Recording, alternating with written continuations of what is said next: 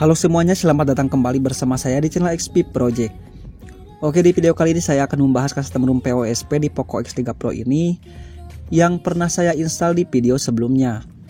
Dan untuk pembahasan ini sesuai pengalaman saya saja, dan saya juga tidak terlalu lama menggunakan custom ROM ini karena ada satu hal yang ingin membuat saya cepat-cepat pindah dari custom ROM ini. Dan untuk hal itu mungkin nanti saya akan jelaskan. Maka dari itu, agar videonya tidak terlalu lama, kita langsung saja bahas di custom ROM-nya ini. Untuk tampilan awal di sini launchernya sudah menggunakan Pixel Launcher, dan saat pertama kali kita menggunakan custom ROM ini atau pertama kali kita menginstal ROM ini, ada beberapa aplikasi dan aplikasinya ini cukup banyak ya. Tidak seperti ROM AOSP lainnya yang sedikit aplikasi. Kemudian di ROM ini juga tidak ada kamera bawaan, jadi kita harus menginstal Gcam. Selanjutnya kita lihat dulu di bagian tentang ponsel. Untuk bagian tentang ponsel di sini masih Android 12. Versi Potato-nya berada di versi 5.2.3. Dan untuk kernelnya di sini menggunakan Mochi. Lalu kita coba lihat pada bagian gestur. Untuk bagian gesturnya di sini seperti biasa ada 3 gestur. Dan untuk pengaturan full gestur seperti ini saja. Selanjutnya ada beberapa tambahan fitur di custom ROM ini yang terletak pada bagian playlist ini. Kita lihat dulu untuk bagian sistemnya. Untuk bagian ini di sini kita bisa merubah tampilan volume slider menjadi ke sebelah kiri. Seperti ini. Lalu untuk bagian ini kita bisa merubah ukuran garis pada bagian bawah ini.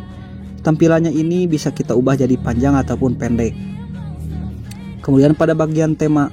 Untuk bagian temanya ini sederhana, hanya ada opsi untuk merubah warna saja.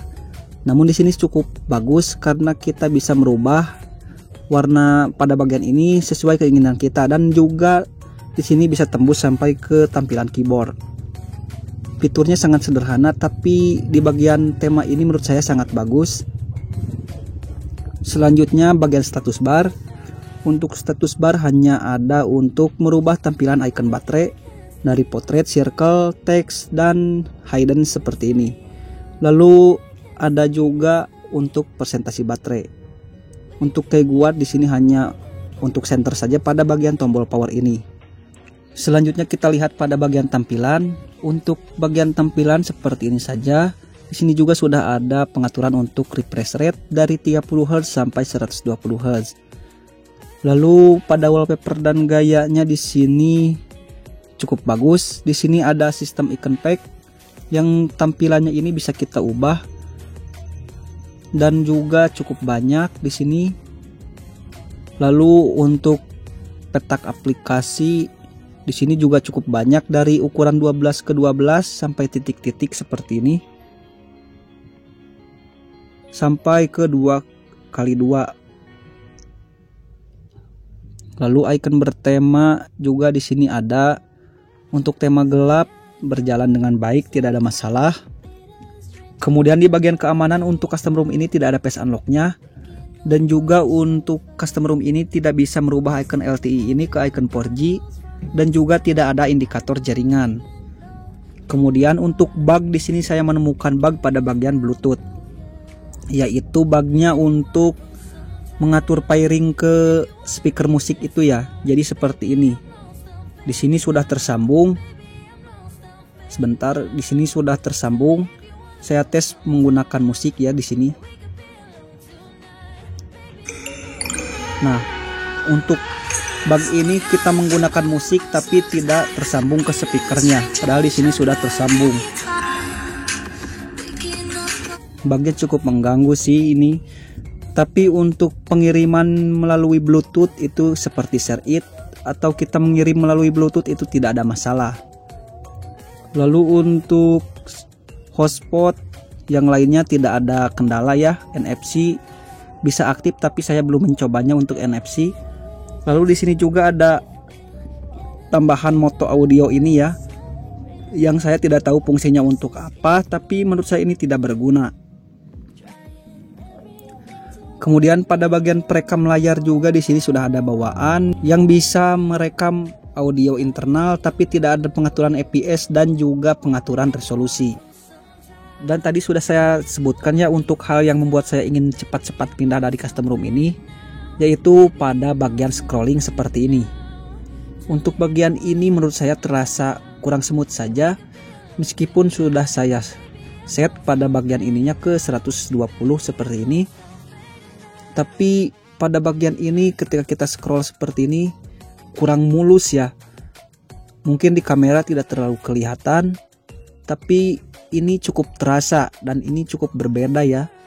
Jadi terasanya itu kurang nyaman. Ya, jadi itu saja sih yang membuat saya kurang nyaman di custom room ini.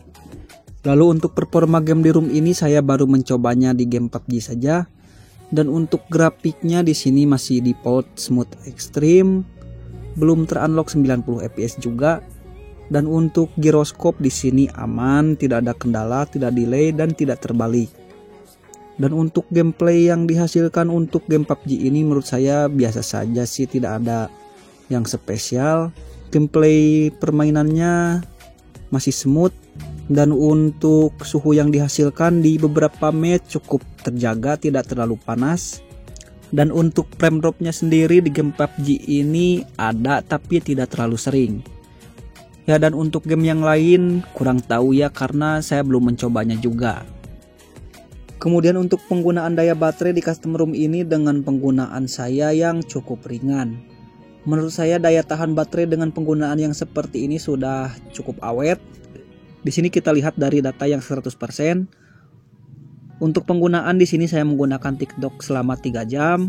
Lalu untuk Google di sini saya tidak tahu kenapa bisa running selama 12 jam. Kemudian sisanya seperti ini. Ada game F1 juga di sini saya gunakan selama setengah jam.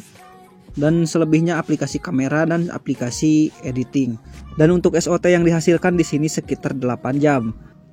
Karena untuk satu bar ini isinya sekitar 2 jam. Dan jika kita lihat dari angka 100% sampai ke di bawah 50% itu dari jam 3 sampai jam 11 malam. Menurut saya ini cukup awet untuk pemakaian yang sangat ringan.